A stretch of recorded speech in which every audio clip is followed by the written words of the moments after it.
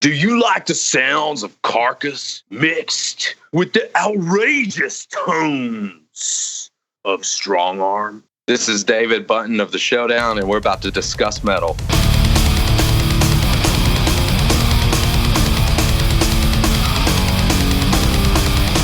This is the Discuss Metal podcast with David Bunton of The Showdown, hosted by Dan Terry and Joseph Wren. Presented by discussmetal.com.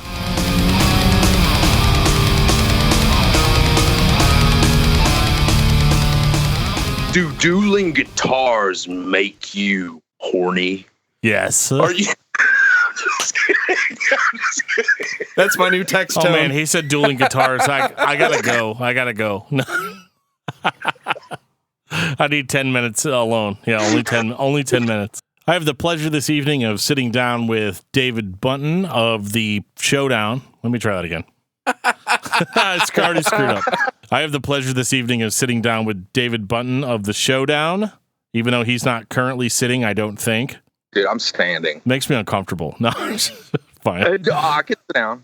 Sit down. Dude, it's fine. Don't worry about it. How you doing tonight, David? Fantastic. Just kicking it. Hanging out there in sweet nature. Yeah. I'm hanging out at the house, eventually, hopefully, you guys can hear, the next door neighbor screaming at her cats. It's a good time over here in Knoxville, Tennessee. Nice. Very nice. Yeah, we're down here in the soundproof bunker known as the Discuss Metal Studio. And we're the beer is flowing and the night is still young. Oh, yeah. This is going to be the longest podcast you've ever done. Oh, I don't think so, man. The bar has been set very high on that one. We did I have no shame in saying this. We did a podcast on As I Lay Dying a long time ago, and we that was Joe, 5 hours? It was a 4.5 hour recording that got cut to 350. Because we had to talk about the albums, but then we had to talk about the elephant in the room, too. Yeah. I mean, it's I like metal. I like investigation discovery. Of course. Well, then it'll be the best 3.5 hours of your life. No, Sarah and I went to see them on our anniversary. It was tight. I mean, it was totally tight. She liked Snake a lot, and I saw this band I'd never heard of called Bury Your Dead. Oh, dude, they're awesome. Oh, dude, they had some riffs that were out of control. I actually bought a shirt and stuff, and there were a couple times where the dude rapped, and I was like, "Holy crap, that's so awesome!" He should do that more, and really embrace his inner tribal.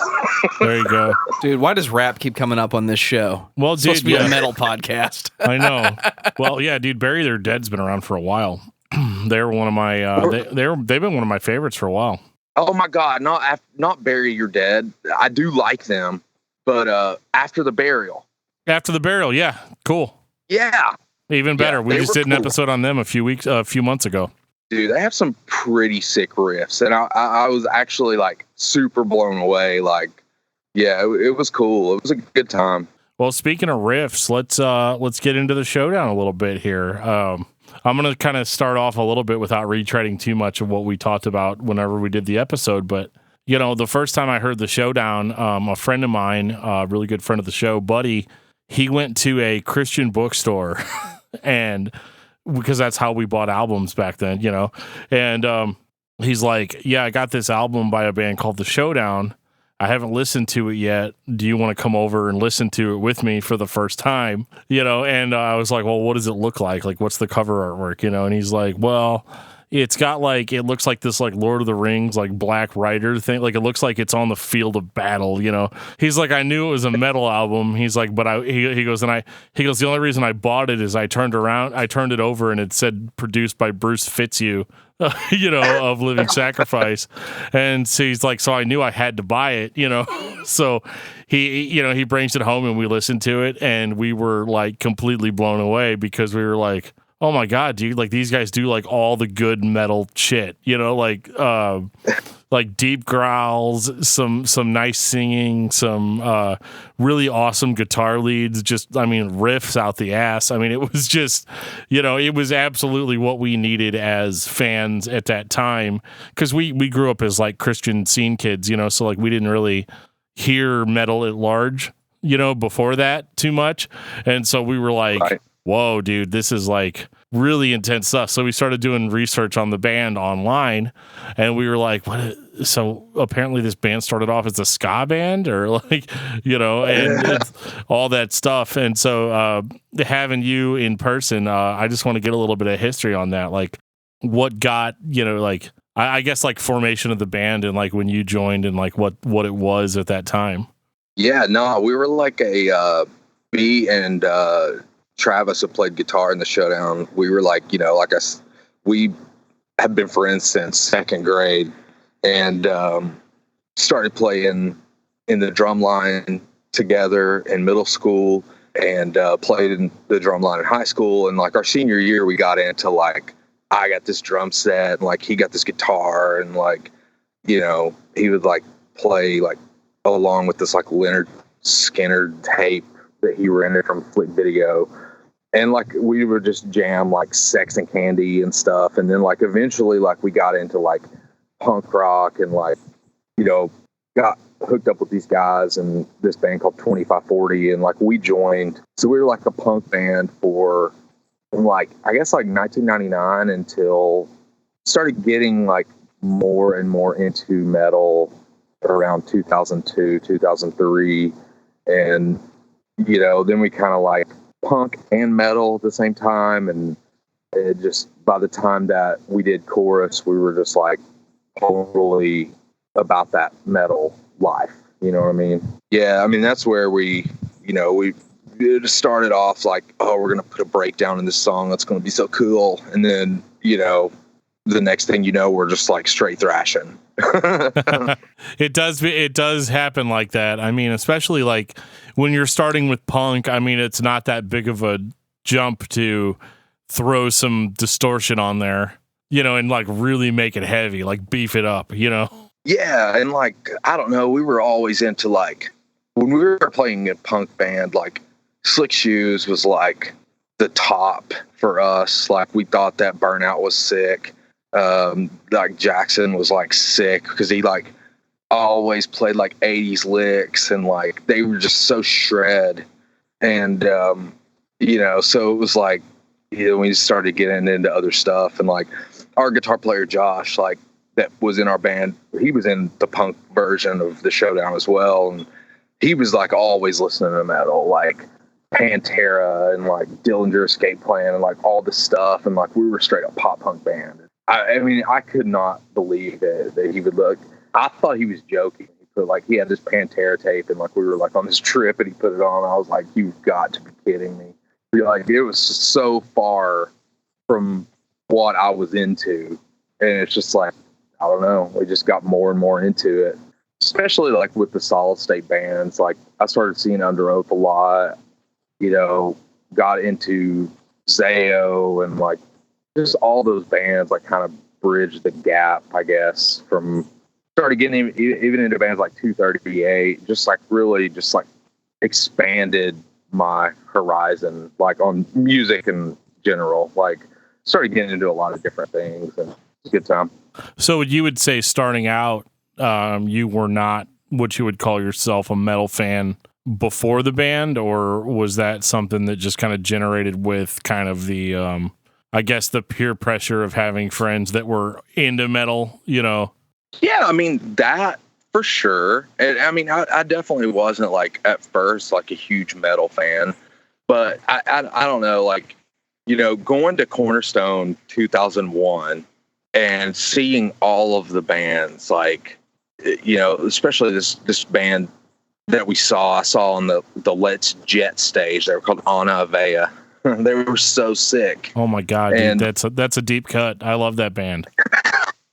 And I was just like, oh man, like this is awesome. And so there was like a time where I was like, I was like split. Like I loved like Zayo. I loved under oath, but I also still love punk rock. Like I've always liked both, but yeah, it was kind of just one of those natural progression things where, we ended up playing with the drummer on Chorus of Obliteration. Like we were in this weird spot where our drummer that was playing with We're Punk, he wasn't really playing with us anymore. Like he was kind of moved on to get married, and I guess we kind of thought the band was kind of like over maybe, but yeah, like he was just like so capable of playing metal, and he was super metal.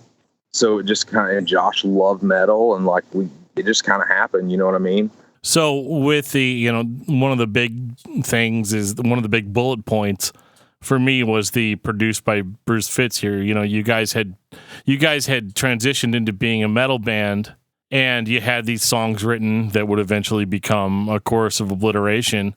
What was the process like for you guys getting signed? I know being signed with Mono versus Stereo, that was not really a label that was like synonymous with metal bands, like brutal metal bands. Like I think they had like, at the time they had like Staple was one of their heavy bands, and that band wasn't like, they weren't the Showdown, you know what I mean? Like they weren't heavy like that. So what was the process of getting in touch with that label and eventually getting Bruce Fitzhugh to produce?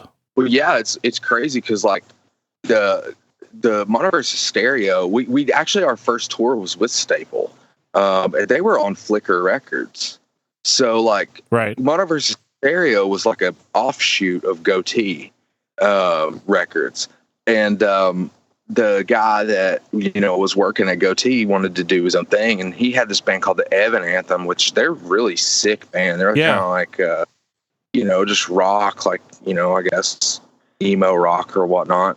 But he put this compilation out, and it actually, had Embraced, which was awesome back in the day, and the Uriah Omen, which went on to be He's Legend, and like a bunch of bands were on that compilation. And like he found us on mp3.com, and one of our songs was on that compilation, and kind of was where we were like with our old drummer, we were still like punk rock, but we were like kind of metal, trying to do this whole thing, you know what I mean?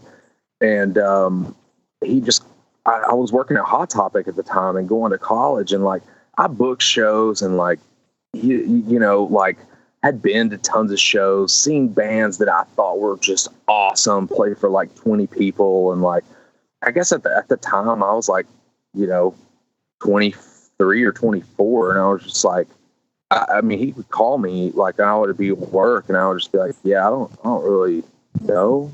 Like he wanted to sign us, and it was just like I didn't even really like take it serious. I don't know. For me, it was just like I guess I was kind of like, we had played so hard and so long, and played so much like regionally, and like tried to do this thing, you know what I mean? And it was just like, I don't know. And eventually, like he was like, hey, we sent him these new demos that we had done with Andrew, and he was just like all for it. And he was like, let's get Barry Pointer to produce it, and like Bruce Fitzhugh to produce it, or Barry Pointer to record. And I was just like, what?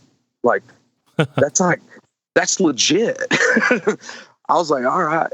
Oh, okay. I think everybody was just like, yeah, let's do that. I'll put my life on pause for that. That's like a dream come true right there. Like, he had done my favorite records. Like, I love that Zayo record he did, like it's just like, what in the world? So yeah, we just kind of like basically all just kind of stopped our lives and just recorded Chorus, and like Brad from Mono Stereo kind of made that happen.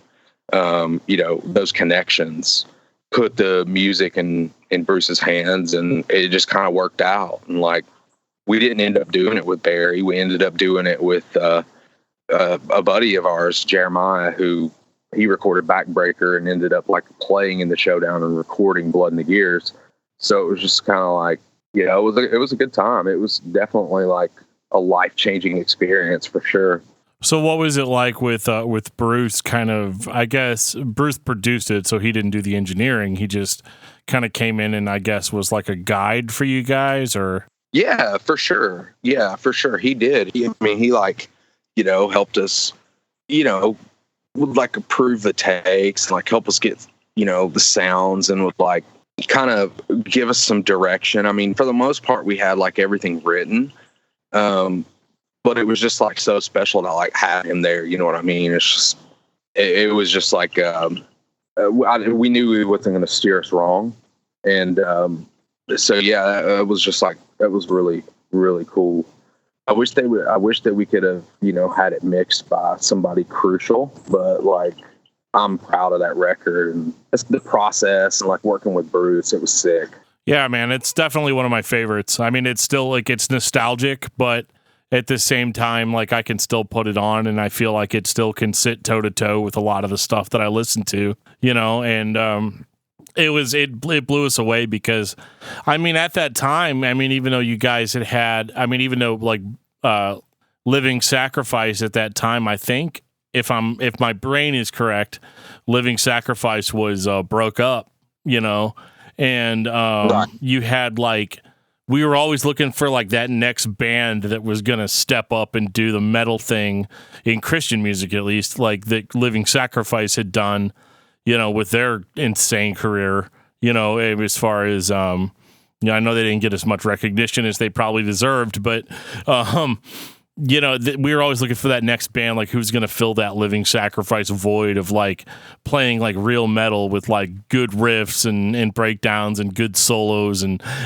all that stuff. And I think at the time I remember thinking it was like you guys and Becoming the Archetype were like the only bands, that we felt like were doing that, and Soul Embraced. But Soul Embraced was like a side project. So like I considered them part of Living Sacrifice in a way. But, like, so when A Chorus of Obliteration came out, I was like, oh my God, this is it. Like this might be okay. You know what I mean? Like we're going to move on, and we're going to be, we're going to have these bands. Cause, and one of the things I kind of wanted to get into, if you're comfortable talking about it, was the Christian metal aspect of it. Were you guys like, I mean, obviously if you look at the lyrics on, A Chorus of Obliteration, they've definitely kind of fit in that Christian metal vein as far as having biblical references to them. And this is not a Christian podcast, so like I'm not going to get too deep into it, but like basically, like, were you guys like stoked about being the next big Christian metal band, or was that even a goal of yours from the beginning, or was it just kind of something that just you guys like it just happened? Yeah, I mean, we just kind of like we were just did that. I mean, it really is just like a kind of a concept record about the Old Testament. And I don't know. I mean, at the time we were kind of like old enough we were just like, we didn't think that, especially with, Andrew, who would never listen to any Christian music at all. It was just like, that wasn't legit to him at all. So it was like with us, I mean, I think our goals were to be like on tour with like secular death metal bands, but I mean, we were all Christians, and like, that, of course, yeah, we did Christian tours, and it was awesome. Like, and continued to do that for sure. And yeah, I mean, it was definitely like by design, that record. We didn't think we were going to be like the next Striper or nothing like that, or. I mean, we were open to like hanging out with people, like, it's at the time, just kind of saying like, oh, it was a life-changing experience. Like, I was finishing college. I had plans to go get a job. And I just remember like, just at that time, like telling the girl I was dating and my parents did not understand, why would you just like, you've spent all this time in school. It's just like, well, like I don't, really, you're never going to catch me in Africa or like on some like mission trip to New York, like passing out like pamphlets or nothing like that. But like, I don't know, like I feel like this is like my chance to do what I do, and to like, didn't have any like intentions of going out to like save souls or nothing like that. But, just to, I don't know, this is what we're about. Like, we're about fun and jams and yeah, we're Christians, and I don't know. Sure. So at the time, was it the most honest thing you could do? I struggle with art because everybody's wanting to know what the purpose is. And when I stop trying to create something that means something and do what makes sense to me, that's when I get my best stuff. That's when I get the best podcast or the best songs or even the best vocal takes out of him. So if that's what you did, was it the most honest thing you could do? I would say so, because I mean, like, you know, looking back at like any of the other records, or looking back, like we wrote that record before we had even an idea that we would be signed. Like, I had never thought that I would go. I mean, just seeing bands that were touring and it would come through Johnson City, you know, I would just like, I thought that's the life I wanted, but I don't really know if that's what I want to do. Like I do want to like get married and like have a job and stuff, you know, at some point. And I just didn't really, I never thought punk rock would pay the bills. Right. We were doing, yeah. I mean, we were literally just doing that record like in our spare time at this place called the Rambus. We shared this practice space with this mullet band called Tab 10. And yeah, we just played like local shows, like with the Showdown. So yeah, I think so. Yeah. I mean, most of that record was written and the lyrics were written, and I never thought we would ever record it, just because it was like fast metal. And it's just like, as hard as it was to get a decent recording when we were playing punk rock, or even just when me and Travis were just playing acoustic guitar, it was just like, yeah, you know, you got the bones for that. Like, yeah, I feel you 100%. So like, what was the reaction like after you guys had recorded the record and put it out? You know, were you surprised at how well it was received? Like, because I mean, I would imagine, you know, and like Joe and I were in a band, we put out a record, and you know, it didn't like really catch on. But like in the case of your record, you know, what was it like after you recorded it? You know, put it out, went through the whole process.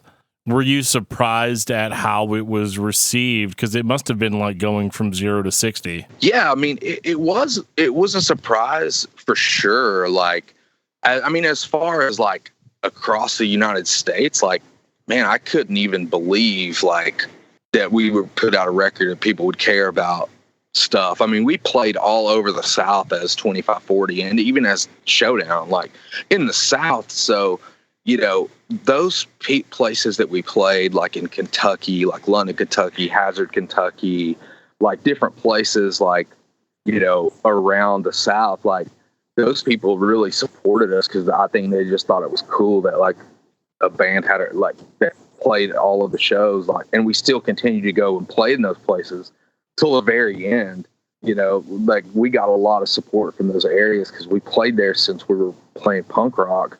But yeah, I mean, like to go to Cornerstone, like the first time we played Cornerstone and sold like tons of shirts and like tons of people, we were like, oh my gosh, you know, like I hope that people come see our show. And there was people there, like just playing Cornerstone was like awesome. But like we had a packed tent. We were just like, dude, this is it. You know, I mean, this is the coolest thing that could ever happen. Like, it definitely like blew us away. Like nothing that we expected.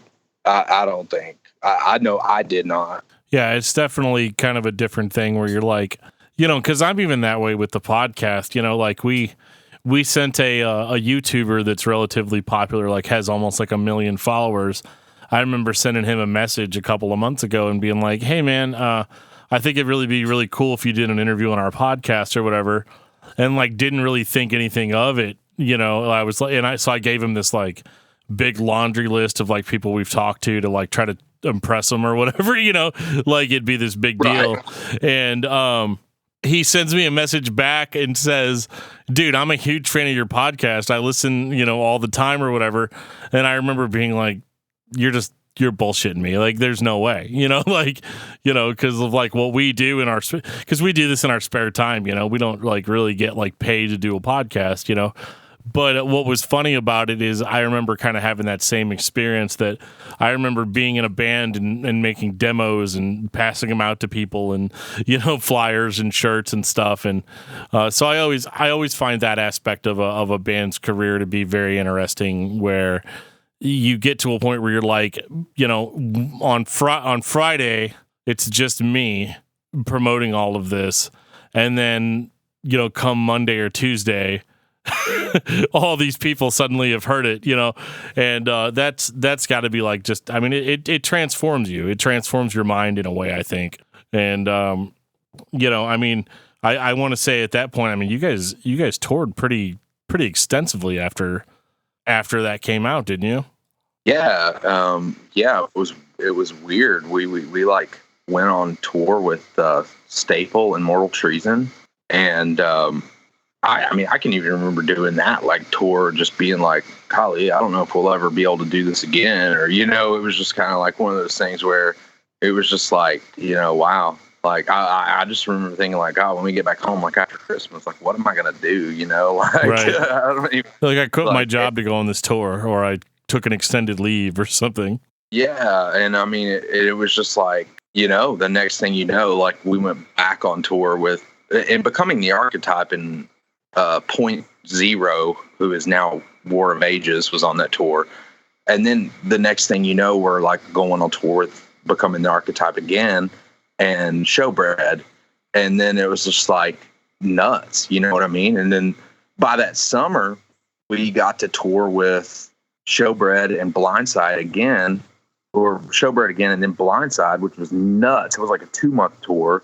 And before that, we did like an extensive tour with Becoming the Archetype and X-Toll. So it was just like, what is happening? You know, it was just like, it never stopped. And it was just like, it was super crazy. I mean, we'd never printed a t-shirt until we went on our very first tour. I mean, we were on that tour with Blindside, and somebody, I don't even know who, but they were just like, man, you guys really should like make a MySpace. And it was just like, dude, you know, I mean, and it was like, we were on the biggest tour, probably one of the best tours ever that we've ever done. We've done some pretty cool tours like after that, but that was like a pretty special tour. That was like, it was like super legit. I mean, we were all big Blindside fans, and like they were huge, and we're somehow on this tour and didn't even have a MySpace. I don't even know, you know, how that works. Then like, you know, a year later, it's like, how many friends do you have on MySpace is the only thing that matters. Right. Yeah, that's the funny thing too. I remember because when A Chorus of Obliteration came out, we listened to it, we loved it, and we were like, there's no information about this band online at all. Like there's nothing. Like it, you know, it's like, and you know, being the elitist underground metal assholes that we were at the time, and you still am to a certain extent, you know, I was like, you know, I'm the only person that knows about this band, you know, which wasn't true, you know, at all. Cause like I bought it in a fucking store, you know what I mean? Like the only way you know about a band and you're the only person is if you bought it like at a show or something, you know, and it's on a CDR or something. But, you know, we were huge fans of that record. And from our perspective, from the fan perspective, I was like, oh my God, this is the next big like Christian metal band. Like this is the band that's going to like carry it on. And so I'm gonna fast forward a little bit, you know, for the sake of time, and say, you know, so whenever you guys came into Temptation, I guess my question would be what the mindset was behind, like, because I think it's obvious, like listening to that record, that you guys didn't want to do the same thing again. You know, you didn't want to release the exact same record. And I think whenever we described it on the podcast, we said, like, it sounds like they just started listening to only Pantera and Motley Crue and somehow combined the two into one album.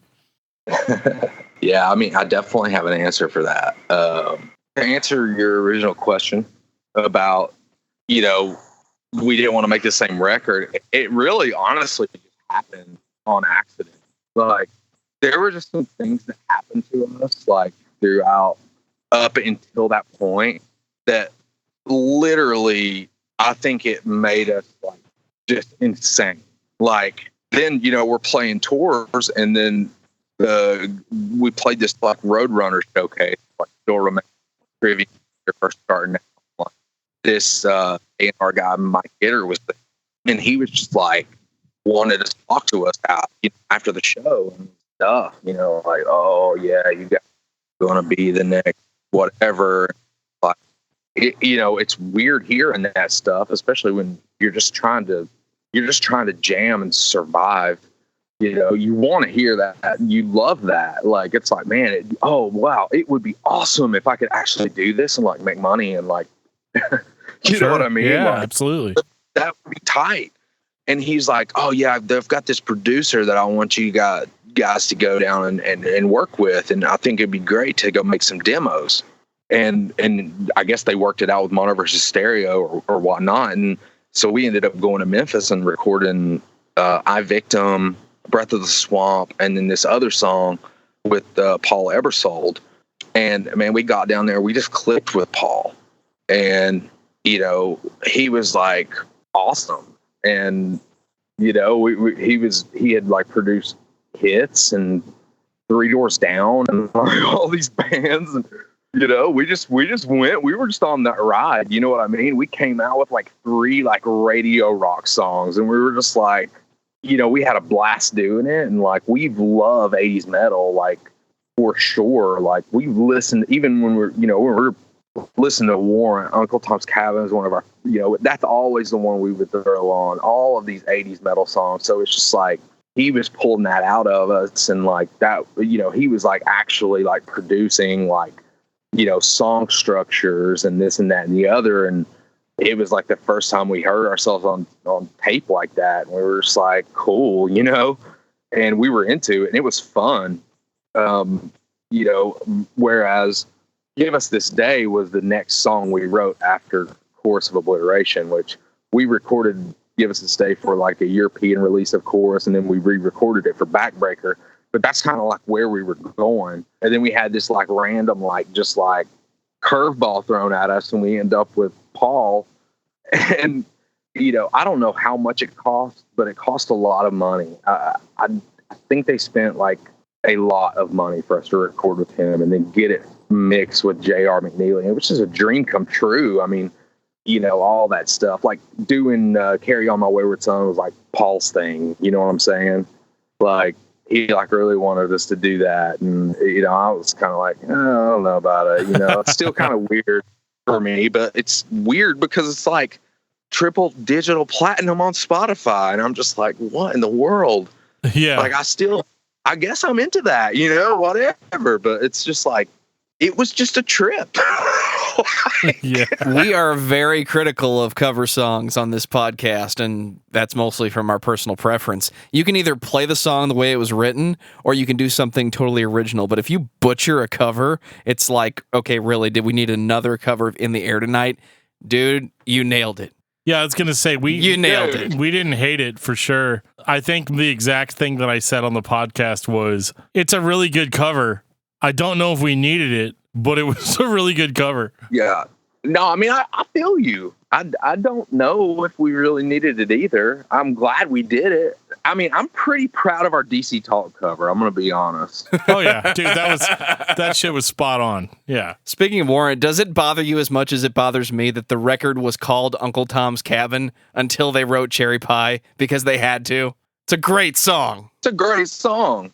Dude, the riffs in Uncle Tom's Cabin are just like legit. Yes. Like, people just don't even, they need to literally redneckinize it. I don't even get it. Just take Cherry Pie off the record and listen to everything else. It sounds great. You don't need it. No. Dude, I'll tell you another one that we were into was that Skid Row record with like the Monkey on My Back and like all that, when they went and through this, like they were almost Pantera, but they were 80s metal. That was huge for us. Love that. We're Slave to the Grind. Gosh. He's been in a hardcore fix lately. Well, not lately, for the entire previous 20 years of his life. For like my whole life. I'm trying to get him to do a Motley Crue episode. I'll do it eventually, dude. I got to put myself in the right mindset for it, And that actually leads to my next question a little bit too, is that like, so you put out a Chorus of Obliteration, and whenever you're putting out Temptation that it's not going to sound like that. And I'm not trying to make this question sound accusatory. I apologize if it comes off that way. Hang on, dude. I got you. You knew that you had. Oh, he put on my serious lights. Okay. You knew that you had, kind of this, or maybe you knew, I'm assuming you knew, was that, people that were into bands like Living Sacrifice and not Between the Buried. Well, maybe Between the Buried and Me, but Becoming the Archetype and, bands like that it was like such a brutal sound on chorus that when Temptation came out, you knew it wasn't going to have the same level of brutality, which is true and not true. And that like some of the riffs on Temptation are like fucking, I mean, like really, really get up your butthole in a certain sense, like as far as heaviness goes. But did you ever think that, or were you thinking about like fans of like brutal, like heavy stuff are going to be maybe irritated or maybe not maybe not receive the record as well because they're used to a certain level of brutality from the band based on the last record? We didn't care. Like we really didn't. And I don't know, it's just like we just had like whenever we showed those demos to Roadrunner and they were just like, they're just to radio. That's not what we meant when we said more accessible. Said the people that signed Nickelback. Yeah, we're just like, no, we're all in this now. Like it's just like we're teamed up with Paul. We're complete psychos. Like, and we just thought, there's no living in the underground anyways, so screw it, let's get on the radio. And like we love this stuff anyways. Like I don't know, it just kind of like happened. It really just happened. Like I mean, we wouldn't have been able to make that record without Paul. There's no way. I mean, absolutely not. I mean, we would have had Chorus of Obliteration too. Which, guys like me that do like opinion pieces on albums, like, and this is where we throw out all the time the idea of an unpleasable metal fan, in the sense that, like, if you guys had put out Obliteration 2, I'd have been like, yeah, man, it's really cool, but, it sounds just like the last record. I mean, what the hell? And then whenever you put out Obliteration, I'm like, well, how come it doesn't sound like the last record? What the hell? So there's no, to come at it from the perspective of, what are the fans going to think? The fans are going to think whatever they're going to think. You know what I mean? Like it definitely shouldn't affect what you do and what the inspiration that you have at the time is, because you're never going to please dudes like me 100%. But like, no matter what you do, like if you do the same thing again, I'm going to criticize you for not being original. And then if you do something, something different, I'm going to be like, what the hell? Oh, they do something different, So that was the interesting thing about that record for me, is I've gone through so many phases with it, because like when we heard A Course of Obliteration, we were Showdown fans, for life. Like it didn't matter, and then we listened to Temptation, and I remember at first, because I was a lot younger, and being like, well, what the hell? Why is it not as heavy as yada, yada, yada, yada? And then a buddy of mine was like, yeah, but you got to listen to the riffs and the tuning and stuff. It actually is just as heavy, but the vocal production is different. The way the product is presented is different. So like if you have a love for 80s metal, but you want to hear it with like a modern metal sheen, you get that too. I think I've got him trained. Yeah, he's trying hard. I'm definitely like the brutality guy on the podcast, and he's more of the like, yeah, but you got to listen to the riffs and what's actually being played, and so like that was definitely like a record that was very like different for me, but at the same time, I feel like it was a really cool kind of diversification of what the Showdown could do. It was almost like you guys were writing us an essay on what metal was, like metal was super brutal and super heavy, and then super like catchy. Like there was a point where metal was a catchy mainstream genre, and I feel like that record really captures that. Yeah, and I mean that's what we were. I loved metal. Whenever I was like little, all the bands on MTV, I would stay in front of the TV like all day just to like, see like such and such like Nelson video or, not that they're like metal, but, just like, or Def Leppard video, that it's especially, Pour Some Sugar on Me. It was always on. And, anytime you went to Mr. Gaddy's, it was on, but I love that stuff. But, yeah, I don't know. It was just, it was a good time to be able to like do that. Now, and that was a big part of our reaction to the scene in general, like just the hardcore scene and that whole thing, which is, I kind of think of like Chorus was the same way. It's just like, I don't know, like we just didn't want to fit into that. We didn't want to be the band that, just played breakdowns and, I don't know. It's like I got into punk rock and like heavy metal and like all that stuff because like of the community, you know what I'm saying? And it's like the more that I played shows and the more that I went to shows and, more it's like, whoa, is this a clique? You know what I'm saying? Like, so what if this bro has on a Tool shirt? Like, can he not be like cool too? I don't know. Like, yeah, it's just, I guess that's just my mindset back then. Just like, I don't want to have anything to do with that. Sure. Nobody likes elitism. Nobody likes when somebody's like, well, dude's wearing a Tool shirt. Cause like, that's Joe, that's my co-host, like Joe's going to wear the shirts of the bands that he likes. And it doesn't mean that the band that he's there to see, he doesn't like. It's just the idea that like, yeah, I like stuff that might be considered mainstream. It doesn't mean I'm not going to jump off the PA. Well, yeah, I mean that because I'm gonna. There's a reason that those bands are popular. Like it's clearly not because they suck. I mean, there's obviously exceptions to that rule, but at the same time, like yeah, it definitely does get cliquey, and like I agree with that 100%. Because, guys like me, unfortunately, I've been guilty of it. Like, oh, well, a band that you mentioned, He Is Legend, how they went from being a band that kind of played like a hardcore, like scene kid kind of sound, and then eventually branched out to playing like Southern rock and like hard rock. But like those records are solid gold. You know what I mean? Like they're great. For sure. And, like obviously they knew what they were doing, beyond whatever the scene kids, the Teeth and Nail kids probably jumped ship as soon as they put out their third record, like I was saying with the Showdown, maybe some scene kids jumped off whenever Temptation Come My Way comes out.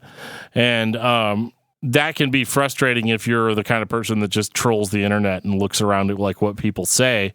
But I'm sure like album sale wise and what people are, because really at the end of the day, I hate to say it, but how it sells really determines what it means. And was that ever a factor for you, or was it just like was it just kind of a labor of love? Like you were like, we put this record out, we're proud of it, we're going to support it, and that's the end of the story. Yeah, I mean, it was, we definitely like supported it and back it. I mean, I still back it. I still like that record a lot, but I mean, as far as, the doors that it opened for us, like we got to do Ozfest and, we got to go on tour with, bands that like Shadows Fall and All the Remains and, we got to go on tour with the Cult and just like all of these bands. It just opened a lot of tours, open doors, got us on tours. So, I mean, yeah, there was a positive to that change. I mean, it was a risk for sure. We didn't really see it as a risk. We were just like listening to, Paul's telling us it rules, Yeah. We're having fun. We're getting to stay in a hotel in Memphis for a month, and we're like grilling out every day and like doing this experience that, we hadn't had before and we never had after. Cause it's like, the music business kind of clamped down and people just didn't spend as much money anymore. So it was like super special time. But yeah, I mean, it definitely like it was a kind of a curveball, I guess. But I mean, we didn't become mega stars or anything like that. We finished up Ozfest and I think we made $11. Oh man. You know what I'm saying? Yeah, no, so, I hear you. Like, that's podcast money right there. Yeah, man. But it's awesome. I mean, that's punk rock. Yeah. Yeah. And you get to tell people you played Ozfest. Yeah. I mean, you're not gonna, there's a couple unicorns, but I mean, you're not gonna, I mean, for the most part, I mean, you play metal, you play punk rock because you love it, because you believe in the community, because, that's a place that accepted me and a place that I fit when I really didn't honestly feel like I fit anywhere. I didn't have anything that was my own. And that's really like just what I grew up in, like, my last year of high school and then like on, just becoming the person that I am today. Like, so yeah, I'm into it. So moving forward ahead a little bit, let me try that again. Moving forward a little bit, when Backbreaker came out, this is where, the scene kid in me activated again, in the sense of like, oh my God, this shit's really heavy, and it was, and I'd found out that you guys had signed with Solid State, I think it was Solid State on Backbreaker. My brain is a complicated place, but I think so Backbreaker was Solid State, if I'm correct. And so did you guys did you only sign a 2-album deal with Mono versus Stereo, or was that something that Solid State kind of negotiated to get the band on their label? I think that we were just like such a pain to Mono versus Stereo, which is really weird because like I have a sticker of that label on my car. I mean, I love Brad. I mean, he was like amazing. He let us do whatever we wanted. Like, I mean, it was great. I mean,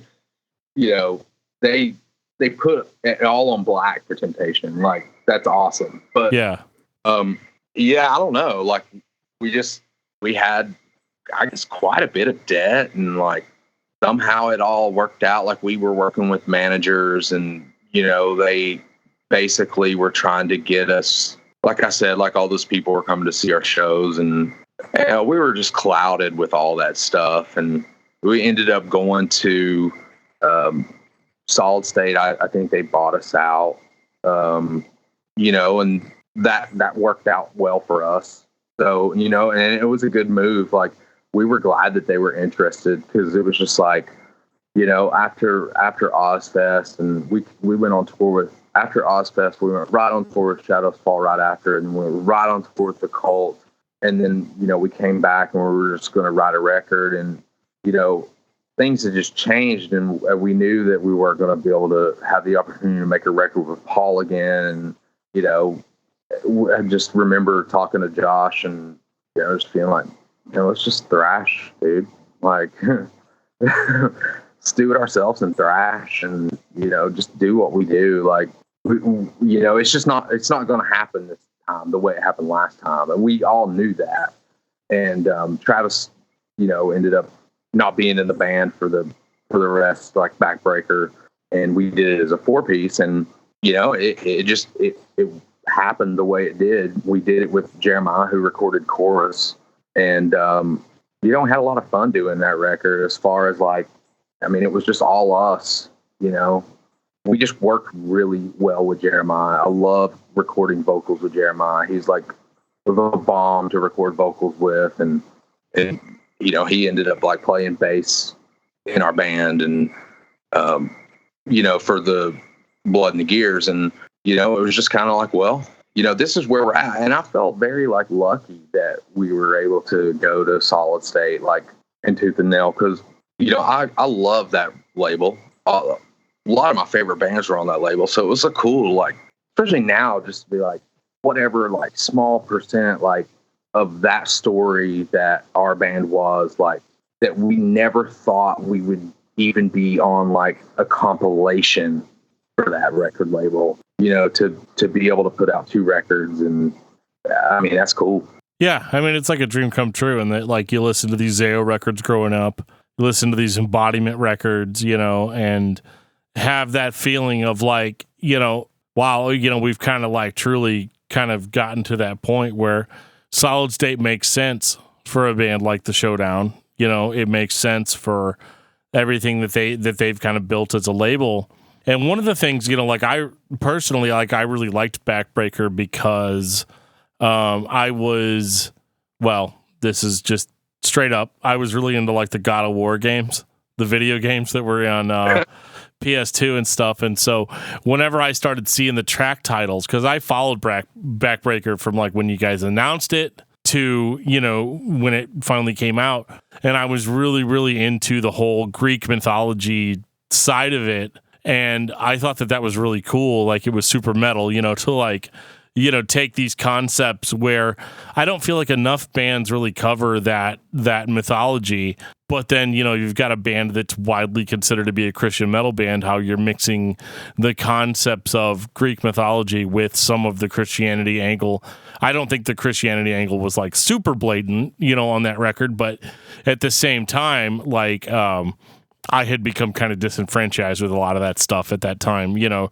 So I was like all about like a creative, you know, a creative response to that. And so, you know, when you say it wasn't fun to record necessarily or fun to produce necessarily, but like it definitely hit me in a sweet spot where, you know, being a hardcore scene kid, of course, you know, I'm going to react to it better than the last record because it's heavier, you know, it's more thrash. Like you said, you know, it's more, you know, into that heavy pocket that, you know, a lot of people that loved about the first record. And, you know, as far as the Greek mythology concept behind it, was that something that you had put a lot of thought into, or was that something that, you know, kind of just happened where it was like, oh, this might be cool, or was it like kind of a passion project from the beginning? I mean, all that was really Josh. Like, that's his thing, like hands down. Like he was all about that life, and you know, we just kind of let him like roll with it, because like, you know, the lyrics, I like how the lyrics kind of tied back to the mythology, but like also like, you know, made sense for our lives. And you know, it's just actually that's probably I love that record as far as like coming out of Temptation. Like I had the most fun doing Backbreaker, I think. Yeah. Like, yeah, I mean, that was the most fun because it was just like we were doing it with Jeremiah, we were doing it at his house in his basement, you know, there was a struggle there where like there was a struggle when we recorded and when we wrote chorus that you can't fake. Like, and there's a, you know, you can only do a record like Temptation when you're grilling out Fresh Market every day. Right. Unfortunately. Sure. Like, I mean, I don't know how to say it any other way, but I mean, it's just like, well, you know, good times, whatever. But, you know, it's like we're back to the basement. Like, we're having fun. Like, we're, you know, making tater tots and just trying to be heavy and just, I don't know. Like, it's just, it was a good time, you know, like I loved it. And, yeah, I'm glad that we just kind of went back to the drawing board with some things. Like, I'm sad that we didn't do it. I'm sad that Travis wasn't involved, you know, because like him and we just have always been friends. We've always played music together, and it was kind of bizarre, you know, to like do music without that dude that I've chilled with since like second grade. So, I mean, that was kind of wild, but you know, at the same time, like, I think it's cool because I mean, it really let Josh, that's Josh's thing. Like, that is 100% Josh, no influences, like, and I think that he did a good job. Like, I think he really did a good job, like, as far as like his playing and his ideas and, his solos. Like, he doesn't really do 80s metal solos like Travis does, but at the same time, it's like kind of going against that. Like, we don't do that anymore anyway, so screw it. Like, sure. No, I get it. And like, I love that record so much. Like, if you knew how many hours I spent playing, there was 2 video games. There was God of War, because that's all, I don't know if you played the God of War games or not on the PlayStation, but they are all Greek mythology based, and like, you're just killing dudes left and right. So if you can imagine like how that fits with listening to a record like Backbreaker, where the theme is the same, and the intensity of the music matches like you're just killing people with like blades on chains, like it's just it's incredible. And then there was another game I played called Titan's Quest, which was on the computer, and that's also an equally Greek mythology. Like, you slay all the gods like yourself, and like it's stupid, but it's fun. And I listened to a lot of Backbreaker during that one too. And so that record definitely always will have a special place in my heart because of like a mixture of it being Greek mythology themed also with those games. And, and I've listened to the record so much. Like, when we did the episode on the bands, like usually when we do an episode on bands, I'll listen to all of their music within a week before we do the podcast. And, in that case, I was like, nope, not necessary. Like, I've got it, you know what I mean? Like, I've got it at least for Backbreaker, and that record obviously being a lot heavier in the sense of like heavier riffs, breakdowns, screams, gutturals, and that's one of my things that I love the most about the Showdown is those guttural vocals. The song Ares, I Am Vengeance, is like still in my playlist of like when I have a playlist on Google Play Music called Heavy Shit. and that always leads it off, like that always that like oh god, I'm blanking here, but it's the like in a world that drew first blood, pulsing with scorn, violence made flesh, I am vengeance. Like, that is just like, that's my get pumped up song, like still to this day. And that's what I loved that record so much, like almost to an extreme extent. And awesome. One of the things that I was wondering about that record was, and it's totally a play off of the question I had about Temptation, was that record ever made in an intention to kind of pull back the old fans from A Chorus of Obliteration, or was it just like, this is where we are now, this is the current year, and we just want to do this? Or was it like we need to rein in some of those people that liked just the brutal stuff? No, not really, because I feel like that we had like quite a few people that, we've made like quite a bit of fans, I guess, like that like Temptation. So there were some people that didn't really care for Backbreaker, and it was just one of those things where it was just like, well, we're gonna produce this ourselves. We're gonna do it with Jeremiah. We're just gonna do, this is the next thing for sure. Like it was a natural place for us to go. Like, and really, like, I think that what we wanted to do.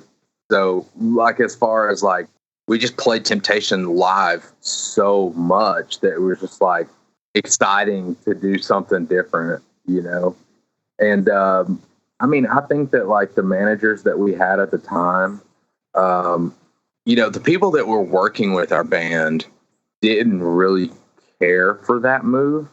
So, they weren't very happy about it, I don't think. Yeah, absolutely. And they wanted us to go, like, they thought that we were going to be like, they were going to be able to like, turn us into like the next, Styx or whatever, which is weird. I love Styx, by the way. It would have never happened. Right.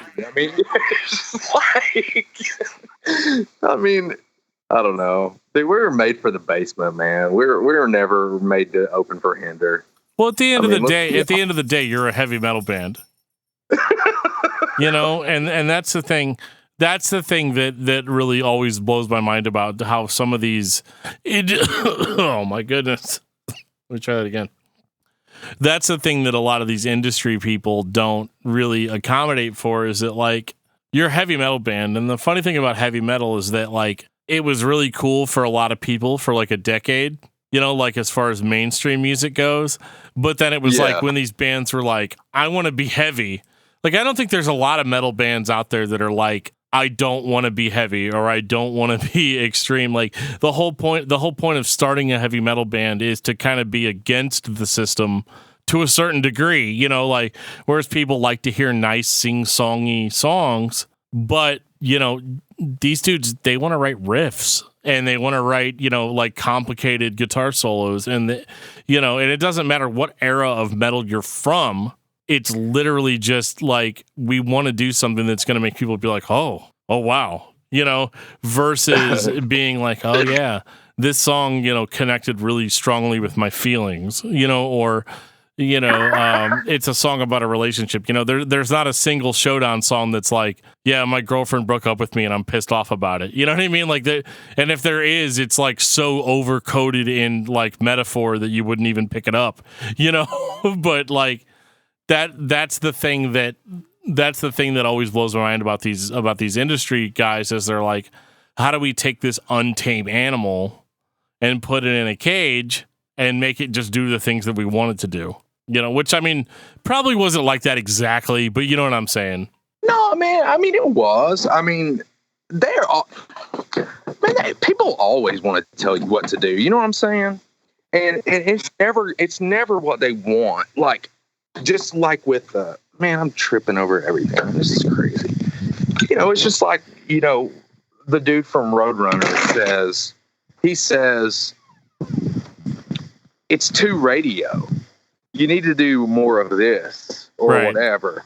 Then, we put that record out, and dude, that record honestly shocked us when it came out. It was the best selling record we've ever put out. Sure. Like, I believe it. Yeah. First week was nuts. You know what I'm saying? Like, we were just like, holy smokes. And dude comes to see us at Ozfest. It says we're disconnected with the crowd. What? Man, dude, you're disconnected. Were they moshing? Did they have their hands in the air? You know what I mean? Like, I'm sure they did. Yeah, I mean, whatever. I mean, we jammed. Right. No, I mean, we weren't the best, but I mean, like, God, I mean, you got a bunch of rednecks playing heavy metal, chugging monsters, and just really not caring. I mean, of course, that's Ozfest people. That's what they are. Yeah, absolutely. Yeah, I'm sure there wasn't anybody in the crowd that would have like sat down and been like, I don't know, man. I don't know about that Showdown band. I just really wasn't connected. Like, where do you get ideas like that? You know what I mean? Like, well, we just don't really think that they were connected. And then, you want to ask follow-up questions like, how do you mean they weren't connected? Like, did they not like the riffs? Because they like the riffs of all these other bands that played. And we have good riffs, like we've got good headbanging, moshing tunes. You know what I mean? It wasn't like you were playing Ozfest and you were trying to play a style of music that was unfamiliar to the crowd. Dude, for sure. I mean, we even threw a couple Pantera riffs in there just for old, for measures. I mean, like, if anything, people were just like, tripping out because like Behemoth was ripping up Bibles, and I think that they rock. Right. But you know what I'm saying? Like, that's more foreign to, Ozfest people, I guess. I don't know. I think they rock, but yeah, no, I get you. I hear you 100%. Like, you hear things from people, and I hear it too, like, based on, like, we do a metal podcast, and sometimes people think that, like, maybe the band that we talked about wasn't as metal as they thought that it should be, or it wasn't, like, everybody's got their own idea of what they think metal is. And like, it's vastly different. Like, there's people that are like, yeah, I mean, Motley Crue is metal. And then I'm going to be all like, well, you guys need to listen to Cannibal Corpse. That's actual metal, and like, it's so funny getting all these different opinions on things. And they're using those opinions to kind of try to get you to make a decision musically that either doesn't make sense for you as an individual or doesn't really doesn't really add up in what the actual crowd wants. And I'm not going to like spend this whole podcast talking about industry people and how they're wrong. I mean, clearly they know what they're doing to a certain extent, but I think I agree with you in the sense that like, what are you guys actually expecting? Like, did you hear our records? Did you hear what we do? Have you seen us play live? Like, this is what we do. We play riffs, we jam out, we have a good time. And I mean, the people that are there seem to enjoy it, Brandon Ebel never told me like, don't tell jokes or like, right. Don't do the metal horns or too much or whatever. Those church people might get upset about that. Yeah. He put the records out like, and that I'm thankful for that. But like, and that's why I still back Tooth and Nail and I still back Solid State because they let the riff breathe. Right. Man, these other people, they don't care. They just tell you what they think will make them money. Period. It's all based on what came out in the last 3 years and how people spent the most money on it. Yeah, I agree. It's like every industry in art, gaming, or otherwise, everything has that peak of where the technology hits. And then on the downslope, we're trying to innovate the next wave of technology. But then there's a second peak on the way down where you get the best stuff that exists in that era. It's almost like you guys started playing music because you like playing music, but on the downslope of everybody going into social media and buying their music online instead of buying it at the store, they were still trying to hold on to the MTV ideal of the previous 20 years. It's like, well, you're not connected with the crowd. Well, the crowd had already changed, but they weren't paying attention to it. It's like, dude, like that means that I'm not your next big thing. Whatever. Okay. Clearly you were because, well, the Showdown. I'll say it. Yeah. I mean, dude, like, yeah, we're just jamming, just being goofballs. I don't know. Yeah, I mean, we let some of that stuff, I'm not going to lie, dude. We let some of that trash, like, get in our brains, like, the stuff that people would who doesn't want to hear that stuff? Like, who doesn't want to hear, like, oh, you're going to be on the radio or, we're going to make a record that's better than such and such or, who doesn't want to hear that? But, I mean, at the end of the day, like, none of it's true. It's like they tell the same lie to everybody, and everybody believes it. It's like, man, like I used to literally have dreams that I was in Under Oath. Like, you know what I mean? Like when Dallas was in the band. Like, that's all I wanted to do. I was going to ask, after the death metal phase?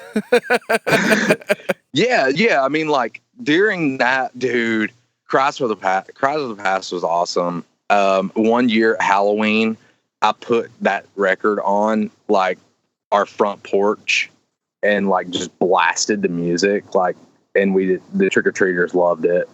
That was a cool record. I like Changing of Times too. I like actually every single thing that they've ever done. I'm a big fan, but that's just me. I like the band.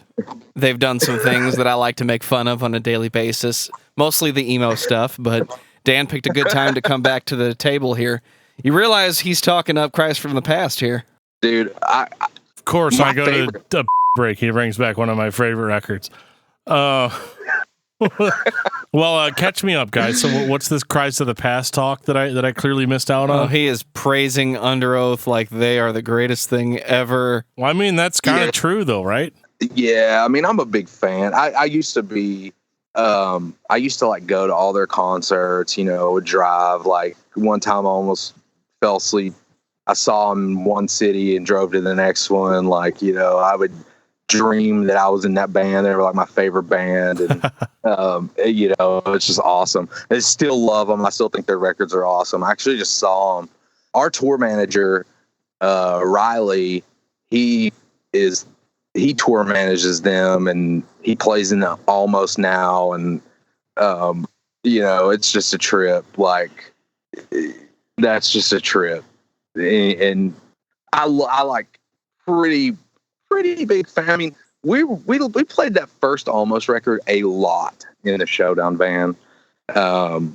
You know what I'm saying? It's just weird that he plays with them. It's like, I was like, man, is it weird to play in that? You play in that band, It's just unbelievable. Right. Yeah, I mean, that's the thing that I have to get over doing interviews for the podcast is like, I'm like, I'm going to talk to this person that was in this band that I like listened to a embarrassing amount of times, like just in my daily life. And then I have to like come up with some kind of like interesting thing to say to them other than like, dude, it all kicked ass. You know what I mean? Like, and, but yeah, like with Under Oath, dude, I've been a huge fan since, day one. We did an Under Oath episode on the podcast a while back. It was actually my birthday episode, so I was like super drunk when we were recording it, which was awesome. And I was like, Under Oath is so cool. But yeah, dude, like going back in their history, they're one of the most interesting bands in that, like, if you go back far enough in what they're doing, you're like, oh wow, they were like a totally different thing when they started out, being like more of a metal band as their base. You got Act of Depression, you've got Cries of the Past. Cries of the Past being one of my favorite records of all time. And I don't feel embarrassed saying this, but whenever we had Jason from Becoming the Archetype on our podcast a long time ago, and we were talking about Living Sacrifice, but I had mentioned to Jason, I was like, hey, I did an interview with you on my old, because I used to have like an old magazine that I did where I would interview bands, but it was like AOL. Like, I'd send a list of questions and then they'd send a list of questions back. And he was like, oh, what was your email address? And I was like, it was Cries of the Past or Cries from My Past or something like that back, because I loved that. Yeah, he made fun of me hardcore for that. But like, that was like the biggest record for me at the time. And I've still got it, dude. I've still got that original Cries of the Past record. And that was the record that sold me on Under Oath. Is like, they're like the best band ever, And they have not really disappointed me since. They've gone in different directions, but they have not disappointed. Yeah.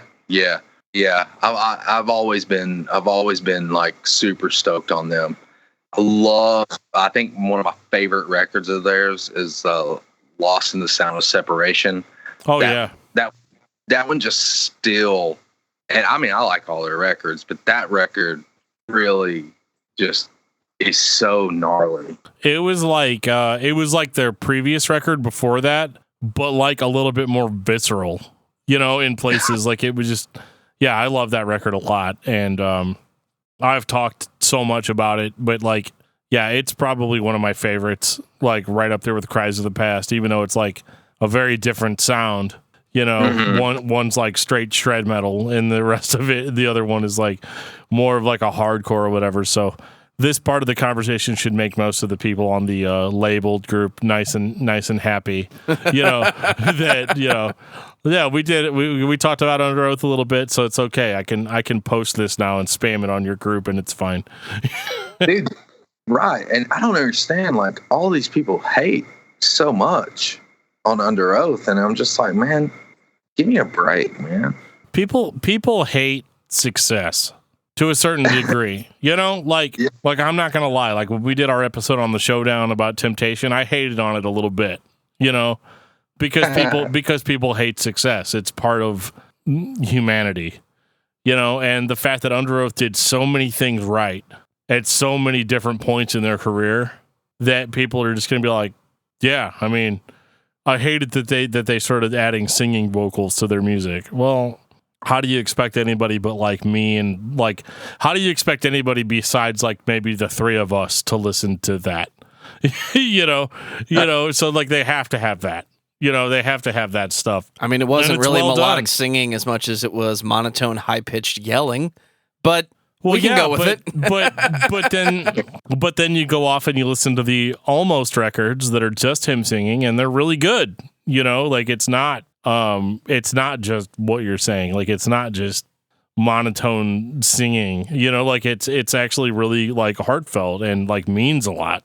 And that's what I love about Under Oath. I love Under Oath and everything like about them, like the side project and all of that, you know.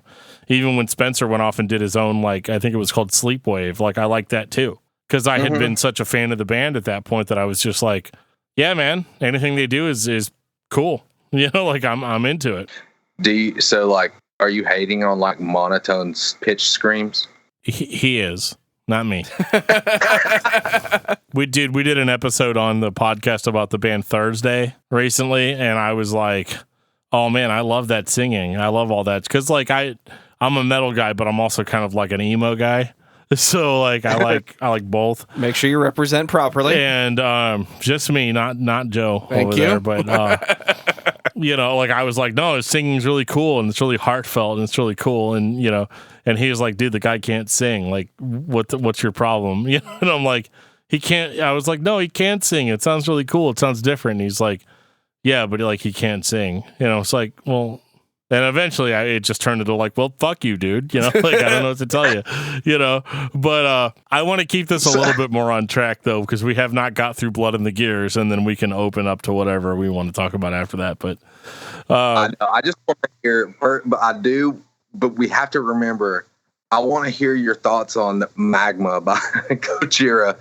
You can hear that. I'll send you a link to, I will actually send you a link to the episode we did on Gojira after this. I'll hit you up on Messenger. But basically, yeah, no, I like that record. I don't care. But I'm a big fan of that record personally. But yeah, dude, you're so metal down there. It's I love it, man. I love that record like 100%. I'm turning off like 80% of our Christian listening audience right now, but you know, it happens. Dude, I think most of the people on like labeled group probably like do drugs. They're pretty woke, but yeah. I take antidepressants. That's drugs, right? So they're like shook, fam, turnt woke. Absolutely. Like, yeah. Whatever the term is in 2020, that's what they are. Yeah. Yeah. So I want to get into Blood in the Gears a little bit. You know, so you guys had come off a backbreaker, and honestly, after what you guys pulled on Temptation Come My Way, I did not know what to expect at all. Like whenever because I was like, okay, here's a new Showdown record. What are they going to do? Are we going to go 80s metal again? Are we going to go like straight thrash? What are we going to do? Or is it going to be like a Cannibal Corpse record where like I'm not going to be able to understand a thing the dude's saying? Or, you know, like is it going to all be guttural, you know, straight for the throat, like kill your family kind of stuff. And I was actually really surprised because you guys kind of went in like I don't know if you're familiar with the band Crowbar, but kind of like a sludge metal, like, because some of those sludge bands, man, they're like the heaviest bands on the face of the earth. Like if you like from a riffs perspective alone, are just like the heaviest bands ever. So like I was really into Blood in the Gears because it had a little bit of that sludge to it. Like you had the riffs that you had on previous Showdown records, but like with like a lot of stank thrown onto them. Yeah, I mean that was an interesting record, really. I mean, I don't really know. I mean, it was different. It wasn't written by Josh. It was written by Jeremiah and Patrick, which they're the two dudes. They're in Demon Hunter. So they wrote the riffs, most of the riffs, every song. I think Josh wrote the hidden track on there. Which I like that song. I wish it wasn't hidden, but yeah, it was just kind of a bizarre experience doing that record. It was just like, different, but it was familiar because we'd recorded 2 records with Jeremiah. They got into like bikes and stuff and like motorcycles. That's never really been my game. I back it. I mean, you can hear that on the record for sure. Yeah.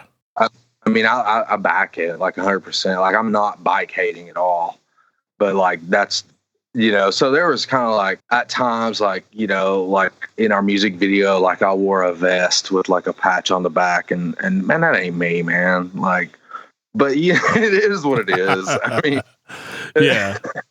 No, I hear you 100%. Like you get kind of caught up in what the vibe is, and you go with it. They made me wear it. I didn't want to wear it. In Backbreaker video, I wore my outfit that I wore to wait tables at El Chico. Like, I don't, you know what I mean? Like, black shirt and a black pants. Like, I was just like, yeah, okay, cool. Yeah, I'm just gonna wear that. I don't know, whatever, but I'm imagining it now, the Backbreaker video, hidden scene. Do you guys need a refill? Like, I'm David. I'm going to take care of you guys tonight. What do you guys need? Dude, I had so many jokes. Like, I could make tableside guac like a mother. Like, seriously. But, like, yeah, and then, you get off your shift at El Chico, and then you go down to Georgia and record that music video and just keep the same clothes on. That's my style. I don't like really want to just like put something on, but the thing about that is like, and I say that just because it wasn't me, but it definitely was them. You know what I'm saying? It definitely was the other guys. So that's cool. You know what I'm saying? Yeah. Well, I mean, that's one of those times where you're backing up your band. Was there a point where though you felt like, I mean, you're 4 albums into this.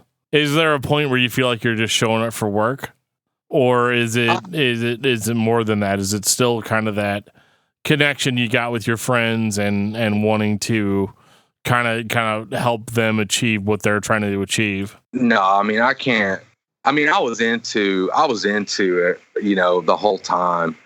I mean, towards the end and the last record, it was a awesome time recording that record.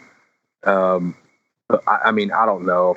Like, my heart definitely wasn't like all in, I guess. You know what I mean? Like, so it's just kind of. I wouldn't say that I was showing up. There was just a lot of different personalities. You know what I mean? Like a lot of and it was just a very different time, and I'd never really toured like that, and we just had a lot of different experiences as a band during that time. Like as far as like, we're basically just like broke. Like, sure, yeah. Can we stay somewhere? Which we'd never been in that spot. We'd never really been in that spot. Not even with Chorus. We're just like, staying at like drug dealers' houses and like, just like on tour with Saliva and just like ended up in some really weird spots. And, it was just a unique experience for sure. And, it wasn't easy. It was easy for me to walk away from it. I mean, but I'm proud of that record. Like, I think it's awesome. And I think that, it was an awesome time, but it was easy for me to walk away and just be like, all right, I'm going to get married now. I'm going to do this thing. I'm going to, no regrets. Like, my only regret is, we were booked on this tour with Living Sacrifice and Becoming the Archetype, and we just kind of flaked out on it. Oh, bummer. Yeah, I mean, I think that kind of sucks. But at the time, I just didn't really feel like, I don't know, like me and Josh just didn't really, I don't really know. I can't really explain it. There's no excuse. It's not metal. Okay. It's okay. Yeah, I mean, I guess like I had my reasons. Like, I just never cared to play a show if it was 10 people or if it was 100 people. Sure. Yeah. And I want to be, or 5,000 people. And like, I just don't want to, I just, towards the end of things, like it was just like, oh, is this show going to suck? Or, we're playing at a church, or we're not, and it's just like, man, that's not really what it's about for me. Like, that's not what I signed up for. So you signed up to play heavy metal tracks in front of a heavy metal crowd. Yeah, I get it. Yeah. I didn't sign up to whine. So yeah, no, I get you. It's hard to talk about. I understand, like 100%. Like, because I've dealt with the same thing on a much lower level. Like where there was such a disparity between playing venues of like just like your general metal fans or like music fans, and then like playing a church show or being booked on a Christian metal tour. Like, there's so much associated with that makes it more complicated than it needs to be. Like, in the sense that, like, like we were, like Joe and I's band, we were a Christian hardcore band, and like there were people that, because we had that association or we had that tag or whatever, would just assume that we believed or supported things that we didn't necessarily believe or support. You know what I mean? Like, and that is hard because you feel like you're always playing this like balance game of, like, I was never a person that was going to go out and be like a pastor or like a winner of souls or a winner of, and like, because at the end of the day, I was just a guy that liked hardcore music that wanted to play hardcore music, and so like at the end of the day, it's like, I feel like to a certain extent, if I'm playing at a church, like I have to get up there and be all like, make some sort of like insane declaration of faith. But at the same time, like being in a rock band or a hardcore band or metal band or whatever, like that's not really the vibe that music gives off. Like it's, you don't really want to like have to fit into this mold that other people, not you, have kind of put onto you. And, the reality of it is that like you're going to a church and you're playing to these kids, and maybe you guys are selling more records in the Christian market than not, or, whatever. But you kind of start getting this feeling like I've got to live up to this kind of expectation that I haven't put on myself, but that other people have put on me. And even though I think that what you're describing is really just more burnout than anything else, but I think part of that kind of plays you're going on tour with Living Sacrifice, or you're playing a show with Demon Hunter, and you almost feel like you got to live up to this expectation that maybe that like isn't you. I don't know. Maybe I'm just putting words in your mouth, but is that kind of what you're describing there? I think for me, it was just like I've had some of those feelings for sure. It's just with me, it's like, from where I was, like, I never cared to play a church, or I never cared to play a bar. I did not care. If we played a church and there was 300 people there, then that's cool to me. If we play a bar and there's 50 people there, that's cool to me. I'm going to jam. I'm going to headbang. I'm going to rock it out no matter what. But like, whenever that's the difference between the original Showdown and the Showdown at the very end, because the original Showdown did not care. The original Showdown played 100% all the time. 5 people, church, bar, whatever. The last Showdown, sometimes they wouldn't even take their ponytails out to headbang. And I'm like, what's going on here? Like, I can't be the only person holding it down. Like, this show doesn't live up to your standards and you don't like it, or it's not cool because it's at a church. And I'm not trying to hate on anybody that I played with or anything, but I mean, dude, that's just the reality of it, dude. Like, I played music forever, like, for nothing. Like, and I'm not going to go play for 50 people or 5 people or 100 people and care where it is or who's there, or if the crowd's too Christian, or that's just a bunch of bullshit to me. Like, I feel like if you're going to go jam, then you go jam. I'm not going to look at the list of dates with Living Sacrifice and be like, well, that will be a cool show because It's here. This one won't be a cool show because that's at a Christian venue. That's lame. Sure. Like, you bring it every single time you play. And then it's like, okay, well, this show, I thought it was going to suck because it was at a Christian venue, but there was 1,000 people there, so it's okay. That's just a whack. That's not metal. That's not punk rock. That's not hardcore. Like, I feel like you should jam 100% every time you jam. And that's just me.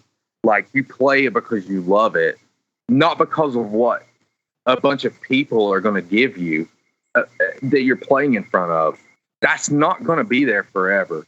Like, what's there forever is playing music with your friends and that memory that you have. That's the difference between the original and then the latter Showdown. Well, and is that why we didn't get a 5th record ultimately? Exactly. And that's why it was easy for me to walk away. And that's why it was easy for me to just not want to play shows anymore. Because, like, I don't want to play shows with people that don't want to play shows. Sure.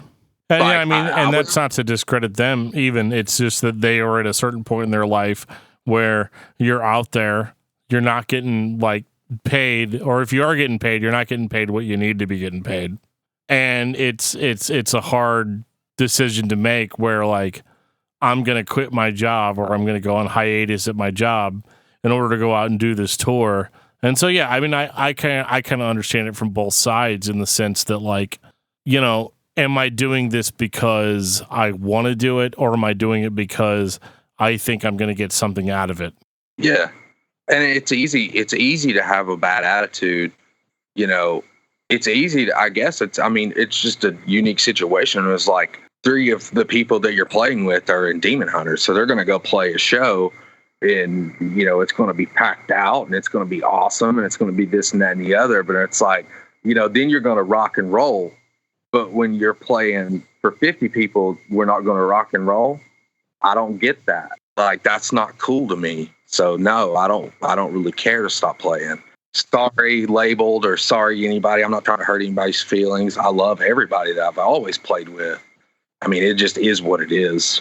No, and I understand. I appreciate that honesty because, you know, that's the complex equation to being with a group of people that all have different motivations and all have different views on how it works, you know. And I think, like, because, like, in my experience, and I have limited experience, you know, I didn't tour all over the U.S. and I didn't play anything that was, you know, I'm for lack of a better term, and Joe's probably going to cut this out of the podcast, but, like, I was in a band that just didn't go anywhere, you know, and that's fine for me. But in a certain sense, like, there were 5 guys in the band, and we all had different reasons for being there, you know. And that can be really hard, especially whenever, like, with a band like the Showdown, you've got kind of that catalog. You've got a great set every night because you've got such a backlog of great stuff that you've done, either with the people that are on stage right now or the people that were on the stage prior, you know. And that can be really hard to quantify, and it can lead to a situation where, like, I mean, our band, I mean, one of the biggest honors that we had was that we were asked to play at Cornerstone at one of their last years. And so we went on stage and we played and we gave it, you know, our all, as far as I know. And we all drove home and we just never did anything after that. You know what I mean? It was just like, okay, we achieved the goal that we wanted to achieve. And now we're kind of like where we're at. And so it does definitely, it makes me sad because in my world, the Showdown would have had like 8 albums out by now, you know, and had, you know, all the success that you guys deserve because you did try hard. You took the chances, you know, you did things that, you know, weren't dictated by what other people's expectations were. And I think that's awesome. Like, I wish that I had been in that position to be able to be like, you know, fuck expectations. Like, I'm just going to do what I want to do. And that's one of my favorite things about doing this podcast is being able to kind of get to the story, you know, behind it And it doesn't have to be a sad story. I mean, you've got a lot to be proud of, you know, in the sense of what you guys have done, the impact that you left on that scene, and you know, we've got a festival coming up called Furnace Fest where they're pulling bands that have disbanded years ago back together and having them play shows. Like, I mean, I'm gonna get, dude, in a few months, I'm gonna get to see Few Left Standing, which is crazy, in concert. Like, oh my God, like I'm stoked about that. You know, I would hope that, you know, in years, you know, further out, that bands like The Showdown, even, you know, I know Living Sacrifice is going to be there, but they've always been rocky as far as, no pun intended, as far as what they've done. And, you know, I want to see all my favorite bands reunite and be a big, and have that impact that they had originally, that like that sort of stuff can't be undersold. Yeah. I mean, dude, I mean, I still play. Me and all the guys still play. Like, we love it. I play with Travis. You know, we haven't in a while, but I mean, there for a while we did almost every day. He was living in Michigan and I was living, you know, in Knoxville, and we were on Skype. We were writing riffs. You know, we have probably like 15 song ideas that we were working on for the Showdown, and then we started working on this punk project, which we have like 3 or 4 songs. And I mean, it's always possible. I mean, I love playing music. Like, I hope to, you know, pop out a jam sometime, but I'm definitely like, you know, a sad, like, I don't think it's sad like how we ended or anything like that. I think it's cool. Sure. Yeah, I mean, you guys went on a high note. You released a great record, and, you know, I think the fans, it was what we wanted, and it was awesome. And, you know, one of the things, you sent me a track a couple of days ago of, you know, kind of a Showdown record that never happened. And I guess if you feel comfortable talking about that, like what the deal was as far as like why that record never came to fruition, because I mean, I listened to the track and I was like, it's a banger. It's a new Showdown song, you know, like I didn't have any issues, like from a fan perspective. That's one of the ones that we were working on. That was probably maybe a year ago. Yeah. Yeah. Like probably about a year and a half ago. Like, I just have I have a place up in my closet, like, and I'll just jam out. Travel, send me some riffs. We'll get together and we'll play. We were going to we did a song for this movie called Silo the Film. And, you know, we were writing like crazy, like all these like songs. And we had this like idea, like, you know, these people want us to write this song for this movie. We're just like, okay, we're going to write a song, quote unquote. And what we did was we had like already been writing for the Showdown. So we tried to make a 16-minute song, kind of like Decline, No Effects. Yeah. For sure. Because we're like, we're really going to get our money's worth. You know what I mean? And, dude, it just like the musicians that we ended up like having come there, it just didn't really work out. And, you know, the people that were making this movie, they had this like idea, you know, and it was just like, it was a lot. It was not going to turn into something that we could be proud of.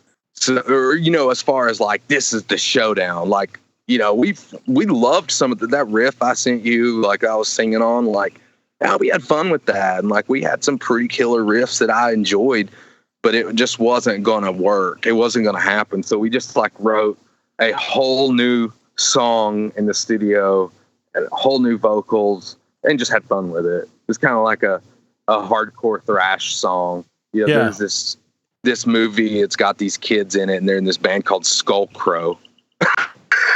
It's like, that's badass.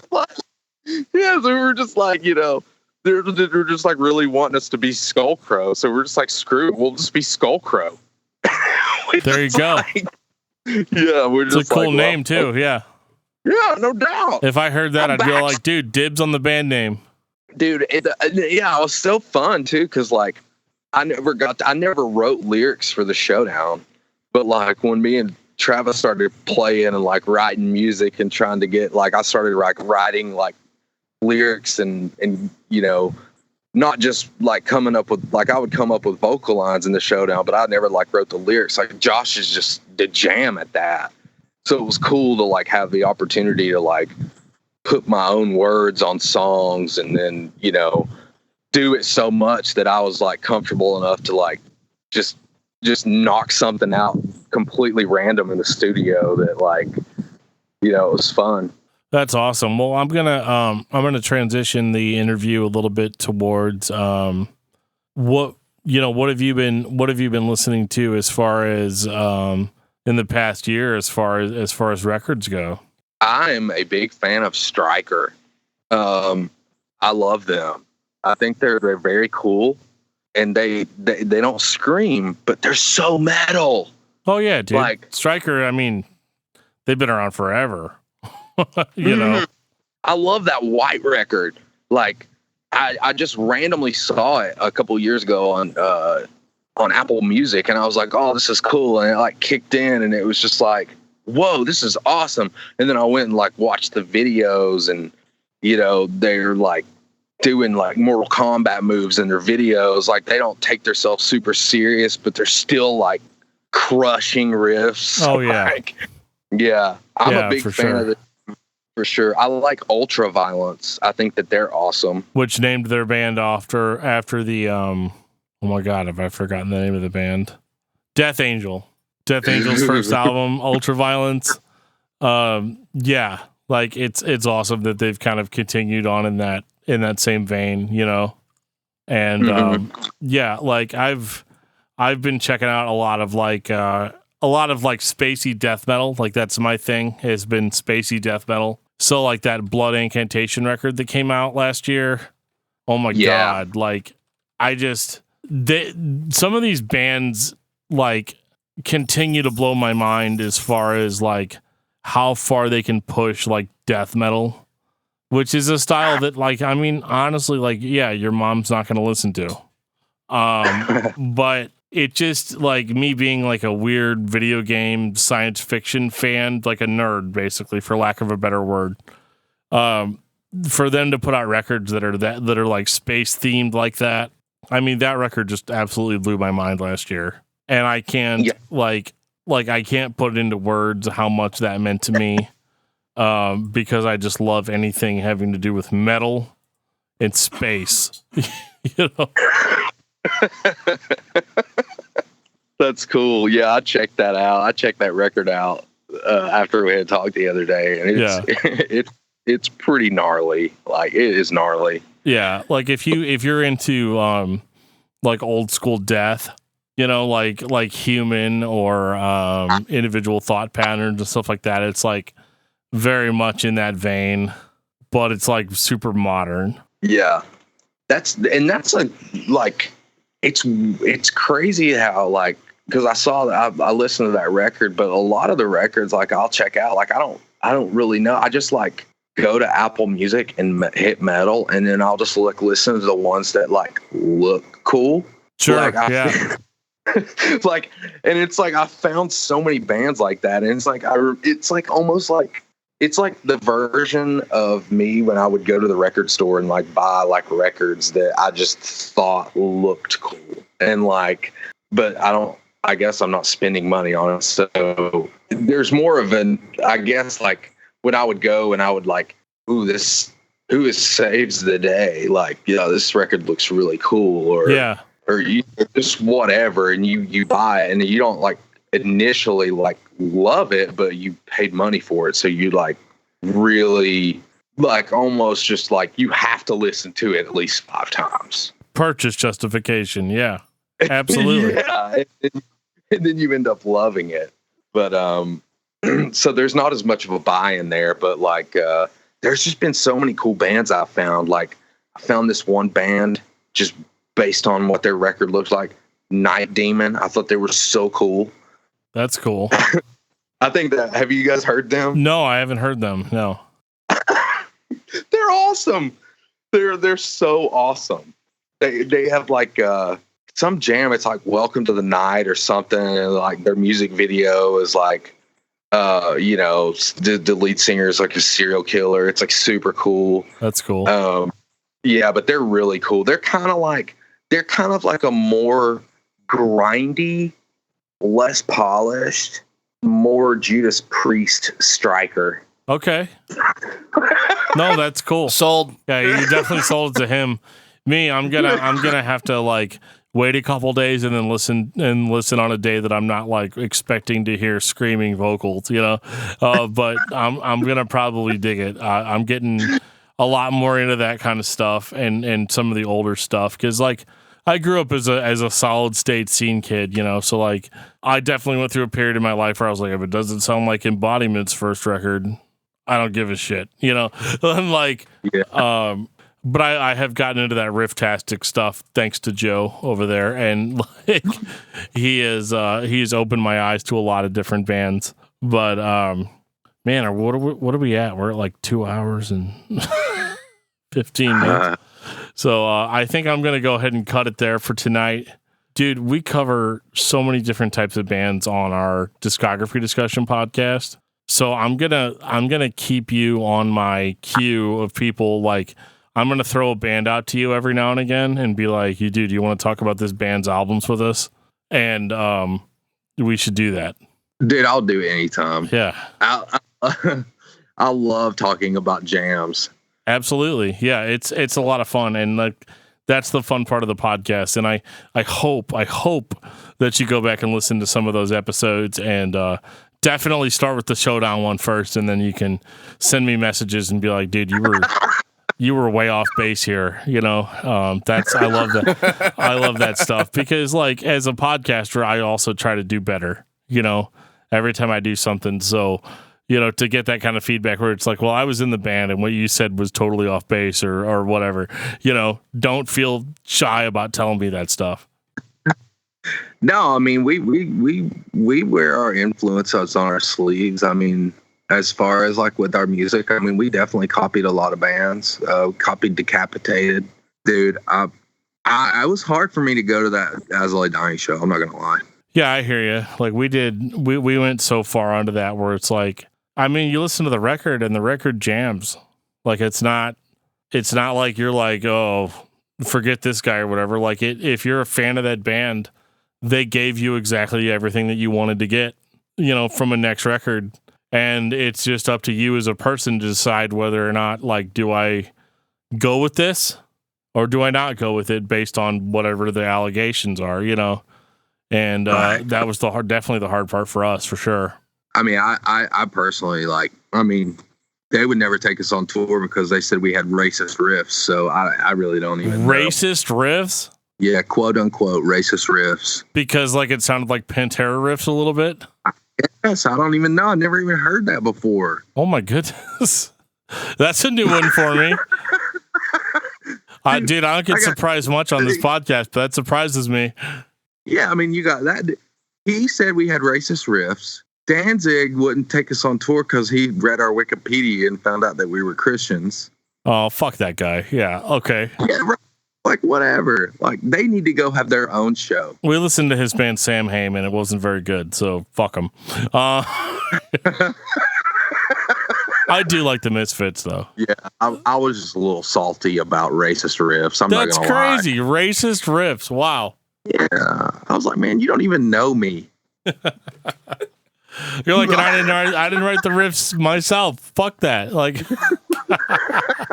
So I'm gonna throw a question out to you, and it's at the very end, and you don't have to answer it if you don't want to, but like something that I've been kind of vying at in doing the podcast has been, with you being associated with the Christian music scene, did you ever feel like you were being pressured into being a way or a person that you truly weren't? And I'm asking that question, like, not like with vinegar or like anger or anything like that, but like I've heard it from a few people, and I'm just trying to get as much of a perspective as I can from everybody that was kind of involved in that scene. Is that, were you expected to act in a way that wasn't you, or was it pretty chill for the most part? Yeah, I mean, I think so, for sure. But I mean, I don't know. Like, I kind of, I mean, but the time that we went on tour with the Showdown, like, we had been in that scene for a minute. I mean, we played shows and did Christian punk shows. It wasn't even cool then. Not even remotely cool. Like, band, like, I don't know, we played this one time, you know, people threw stuff at us, and one of the bands that we played with made a crown of thorns and hung it on our van. Like, wow. You know, I wasn't doing it for them. And like some weird youth pastor coming and telling me like what I need to say. No, I don't do that. Sure. I've never done that. Yeah. Like, yeah, dude, I'm not here for you. Like, I'm not here for you. Like, and I'm not going to say something because you're pressuring me. I've never been about that. And I don't think that that's cool at all. And I mean, if anything, like, and maybe it's the punk rock in me. It just made me want to like go against that. If somebody said you can't do the devil horns, I did it the whole set. Right. If, you know, I don't like the whole reason why we played in towns like Hazard, Kentucky and London, Kentucky, and, you know, small towns, even throughout the whole entire like journey of our band, was just the people there. The people there that, you know, they didn't have anything to do. They didn't have, it was a big deal to them for whatever reason. And that was cool for us to be there. It was a big deal to us. Like, we want to give back. Like, we want to hang out, and we're going to do that on our own terms. And like, I feel like I'm proud that I didn't like listen to those people. Like, and I did not let those people change me into where I know what I believe. Like, I'm still a Christian to this day. And that's my choice. And I don't want to push it on anyone. But I know, like, there's a lot of people that have let those experiences jade them or question what they believe or whatever. And it's just like, those people that do that kind of stuff and say that kind of stuff, they're idiots. Like, we've had people like come at us so hard, youth pastors, like, you know, say weird stuff. Like, do you beat your wives when you're having sex with her? And like, telling like you're from the like telling us like we're from the devil, dude. We were like laughing in their face. Like, no, like, you know, it's weird how people think that it's weird how people have the balls to come up to you and tell you what God wants you to say. Like, dude, you don't even know me. Like, no, it's what you want me to say. Like, in your perfect world of your perfect concert, if you go see whatever band, like, it would be so cool if this band did this thing. And it's just like, you can't expect that or put bands on a pedestal like that, or like, dude, like, they're not going to save you. Like, no band is going to save you. Like, no, it's just weird. It's a weird mentality. Like, yeah, I don't know. It's like, you know, whenever me and Yogi were living together in Johnson City and he was playing in the Showdown, it's just like, you know, there was a thing where we got announced for some tour and it was just like, oh, the Showdown. And then it was just like, oh yeah, you know, another Christian band that just smokes weed or whatever. Like, right. You know, it was just like, okay, like, come on. Like, you know, he was get over yourself. Yeah. Like he was tripping out, like, you know, he was like kind of weirded out by that. And it's just like, you know, that I get it or whatever, you know, I've done some stuff and I'm not like necessarily proud of everything I've done. And I'm not really like, you know, wouldn't want to like disappoint my folks or whatever. But, you know, at the same time, it's just like, it's not the end of the world. And like, band people are just band people and people are just people. And like, I don't know. It's just funny how the whole thing works. Like, the industry of Christian music and stuff like that. It's like, you know, as much as I could sit here and talk shit on it, I would go put DC Talk on right now because it rocks. I got kicked out of a DC Talk concert for mock. So, and I still would. But for moshing. For moshing. Yeah. Wow. Yeah. I had a Hawaiian shirt on. I was the zaniest youth grouper there. Right. I mean, clearly, though, in the eyes of Jesus, a threat to society. Because we all know that Jesus cares about society and who's president and all that stuff, right? He does, and that's a whole other thing which we could get into. We'll do that on part 2 of the podcast about what Jesus expects of you.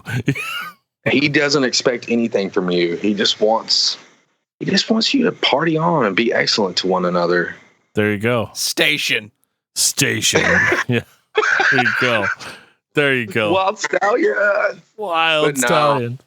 I didn't want to get too serious on that. And hey, maybe I was fake at one point or whatever, but I did try to keep it real. And we play. I'm sorry, I'm keeping you on this podcast. Dude, you're fine. Don't worry about it. Every time we would play these Christian festivals, man, I would see these shirts, Save It, with the cherries on it. What kind of person goes to the trouble to print that on a t-shirt to make kids at a festival feel bad? Like, let's be honest, they did it because they knew they'd make some money doing it. Oh man, I think that is just so wacky and so off. I know one time there was this trend where these bands, they would have all these hateful Christian sayings on them, and I was just like, bring those judgmental trash t-shirts to our merch table, and I will give you a free Showdown shirt if you take it off your back. I'll swap it out for you for free. That's awesome. And nobody did. No, of course not. Of course not. And it's not to bash on those fans. It's just, no, I get it, man. 100%. Like, I experienced it too in my brief, career in the Christian music industry. Is it can be a hard place to please everybody, and it's pointless to do so. It's pointless to try to subscribe to the wacky belief system that some people have, because the thing about Christianity is that, like, yeah, it's not a blanket. Like, you can't just throw it over anything, because, like, you say Christians, and some of those Christians are like, well, we hate gay people. Or some of those Christians are like, well, if anybody drinks alcohol at all, they're bad. Or if they're, like, you can't subscribe to every single belief system and throw it on a record and everybody be happy with it. Yeah, I mean, just look at the Labeled podcast group on Facebook, man. Yeah, it's a lot of backgrounds. Yeah, I mean, they're still hating on the same stuff. They're still hating on Under Oath for saying a cuss word. Right. And yet, like, we do this podcast and people send us messages saying, like, oh, we love your podcast and everything, but, like, we cuss and drink and all that stuff. And it's not a Christian podcast, but that gets put on us regardless of what we do, because we talk about bands that were in that scene. You know what I mean? So, like, it doesn't matter. Again, it doesn't matter what you do. You're still, people are throwing things on you that have really, in a lot of sense, have nothing to do with you. Right, exactly. Dude, check this out. Oh my God, I'm so jealous right now. I am so jealous right now. Oh my God, Narcissus. Oh my God, Narcissus. It's like a Stay Cold promotional poster. Oh my God, dude. I'm fanboying out so hard. Does that regulate the chemicals on the top with 238? Oh my gosh, dude, yes. That is one of my favorite records, like top 5, and my wife's like least favorite record, top 5, because she's had to listen to it so many times. Oh my God, it's a perfect record. Like, oh my God, like, it's so good. And a lot of the records that are on there, like Narcissus, New Wave Techno Homicide, Under Oath, Cries of the Past, like that shit is in my DNA at this point. Even the Stairwell record was awesome. Like, yeah. I was a big fan of that. I think that, honestly, I'm going to have to 100% agree with you right now. That 238 record is so awesome. And it's so many reasons why it's awesome. The drumming is so legit. And so, like, the very first time that I realized, like, that he just plays. Like, he's not serving the song. Those riffs, dude, I saw them play a house show when they put that record out, and it just absolutely blew my mind. and they played that Tom Petty song, "Get to the Point, Smoke Another Joint." And Staples put the harmonica on. It was so awesome. And I think that they're just great. I think that they're a great band. I really hope that the last 4 bands, one of them is 238 and one of them I think is going to be Strong Arm, which I think would be cool. I hope it's Strong Arm based on an episode we already recorded that we haven't released yet. I really hope it's Strong Arm because I can't, despite what this dude over here has to say about it, their Advent of a Miracle album is a perfect record and just cannot be undersold. It is incredible. Yeah, it's legit. I like them a lot. I think it would be awesome to see them, and yeah, that would be cool. Absolutely. All right, man. Y'all, this has been really fun. Thank you. Dude, it's been a ton of fun. And like I said, don't be a stranger. We can get together and talk about a band that's not your band, and no pressure. You can say whatever you want, and it'll be awesome. Dude, that's cool. Absolutely. All right, man. Yeah, take it easy.